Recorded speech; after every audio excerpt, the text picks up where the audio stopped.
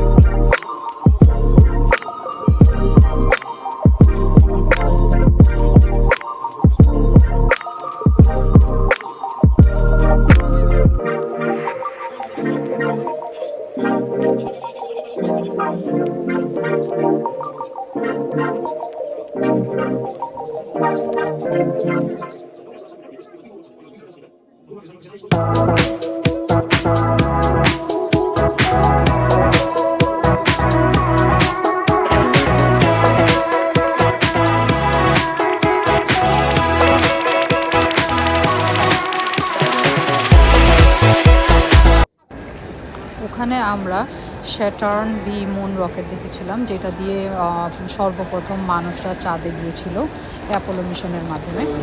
Apollo mission ছাড়াও 13টা mission এই রকেটের মাধ্যমে করা হয়েছিল। এই রকেটটা অনেক বিশাল এবং এটা অনেক বড়। এটার উচ্চতা 63 ফুট। আমরা ওখানে গিয়ে নাসার SLS কোরটা দেখেছিলাম, যেটা তৈরি করা হচ্ছে মঙ্গল গ্রহে যাওয়ার জন্য, আর চাঁদেও যাওয়ার জন্য, আর অন্যান্য বিভিন্ন গ্রহে দ্রুত যাওয়ার জন্য। এটা বানানোর মাধ্যমে মানুষকে আরও দ্রুত বিভিন্ন গ্রহে পাঠানোর জন্য এটা বানানো হতেছে। আর এটার উচ্চতা হচ্ছে 322 ফুট এবং এটা আরও শক্তিশালীভাবে বানানো হচ্ছে।